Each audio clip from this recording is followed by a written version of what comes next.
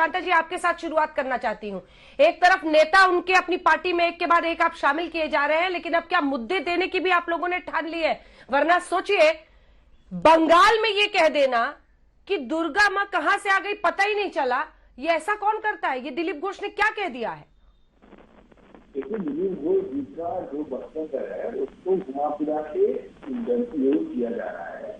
दिलीप घोष ने जो बोला कि देखिए, राम देवी दुर्गा हमारे आराध्य है और भगवान रामचंद्र के भी देवी आराध्य देवी दुर्गा ही थे। दुर्गा की आराधना करते हुए उन्होंने रावण वध में समर्थ हुए थे और उसी आराधना को हम अकाल बोधन कहते हैं और उसी अकाल बोधन को बंगाली लोग अपने सबसे बड़ा त्योहार के तरह मानते हैं। लेकिन दोनों में अंतर क्या है? राम एक तरह से भगवान भी है और राष्ट्र पुरुष भी है। ऐसा राष्ट्र पुरुष जिन्होंने राष्ट्र चलाने के लिए अपना जो एक जो स्टैंडर्ड सेट किया, इसे राम राज्य किया कहा जा रहा है। तो दिलीप घोष जी ने यही बोलने की कोशिश किया, इसलिए राम धार्मिक जितना भी है। अरे एक सेकेंड सुकांता मौजूमदार जी एक सेकेंड, एक बात सुनिए। देखिए, पॉलिटिक्स में ना खास तौर पर चुनावों के वक्त बड़ी महीन और बड़ी ही जिसको कहते हैं नाजुक सी परिस्थिति बनी रहती है। बड़ा सोच समझकर बोलना पड़ता है और ये बात आपकी पार्टी अच्छी तरह से समझती होगी। ऐसे में इतना कौन टाइम देगा सुकांता मजूमदार जी, जितना आपको हल्ला बोल में टाइम मिल रहा है कि समझाते फिरे आप लोगों को? ऐसी चूक ही क्यों करनी है? ये जो एक लाइन उन्होंने कह दी, इनकी बाइट अलग से भी निकाल के रखिएगा और जैसे मिलती है मुझे सुनाइएगा, बताइएगा दिलीप घोष की बाइट।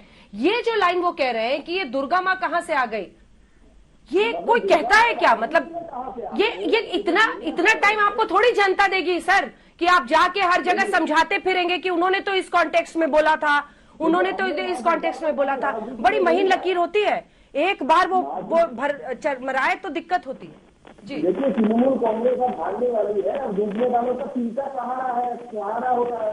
तृणमूल कांग्रेस जो खुद दुर्गा पूजा बहुत जगह पे बंगाल में पहले नहीं देखी, फर्नीचर नहीं देखी। मेरे यहाँ पे मैंने जिंदगी में बचपन से लेकर गुजरा है, पहली बार देखा तृणमूल कांग्रेस के समय दुर्गा पूजा का विसर्जन रोका गया। तृणमूल कांग्रेस दुर्गा की बात कर रही है क्या?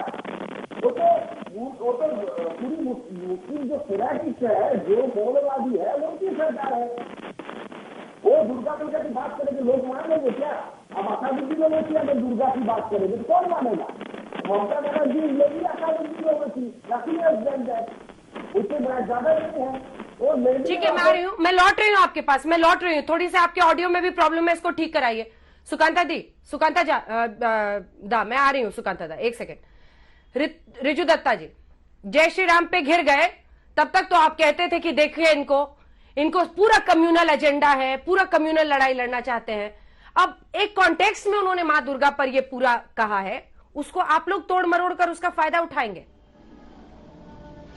पहले तो अंजना जी आपको बहुत बहुत नमस्कार और जय सिया राम। हम लोग जय सिया राम इसलिए कहते हैं क्योंकि उसमें राम के साथ मां सीता का भी नाम है और हमारी नेत्री एक औरत है और हम औरत की सम्मान करते हैं। और बीजेपी के राज्य में औरतों का क्या हालत है ये देश की जनता जानती है, मैं उसमें और डिटेल्स में नहीं जाऊंगा। अब मैं आता हूं इस मुद्दे पे। ये जो दिलीप, इनके जो राष्ट्र अध्यक्ष है, इन्होंने जब ये बात कहा था, जिस कॉन्क्लेव में कहा था, उसमें मैं खुद शामिल था। मैं हक्का बक्का रह गया कि कोई ऐसा बात कैसे कर सकता है।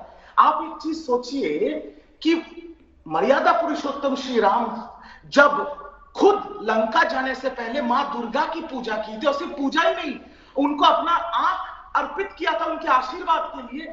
ये बैठ के वहां पर बोल रहे हैं कि मां दुर्गा कौन है, इसका पता नहीं, कहां से इसको लेके आते हैं। मतलब सोचिए, जाहिलियत की भी हद पार कर दी। लेकिन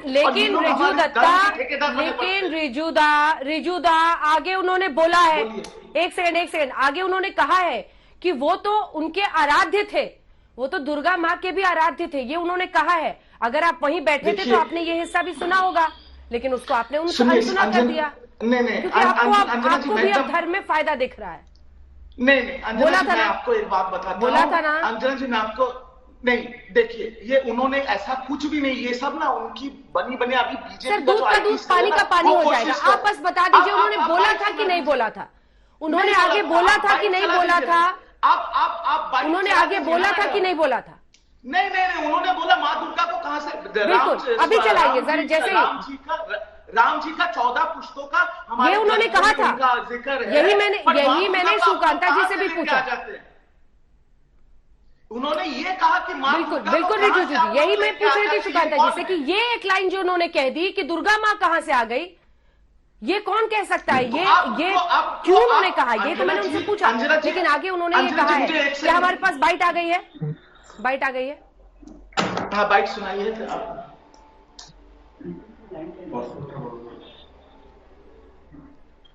बाइट आ गई है हमारे पास, ठीक है, थोड़ा सा रुकना पड़ेगा उसके लिए, ठीक है, मैं अलग से निकाल रही हूँ, रिपोर्ट में हमने डाली थी, अलग से भी पूरा सुनाएंगे। सुकांता जी जल्दी से रिस्पॉन्ड कीजिए, जल्दी से रिस्पॉन्ड कीजिए। देखिए आप लोगों को पता है ये आप पूरा प्लान की तो सर आपके प्रचार का ये है ना कि देखो जय श्री राम बोलने से घबरा जाती है, जय श्री राम का नारा लग गया तो वो स्टेज से चली गई, भाषण नहीं दिया, और आप अगर दुर्गा माँ पर ऐसा मौलिक सवाल खड़ा कर देंगे कि वो कहां से आ गई, तो फिर तो लोग पूछेंगे ना, घेरेंगे आपको, क्योंकि ये आपका तरीका सिखाया, आप ही ने सिखाया है।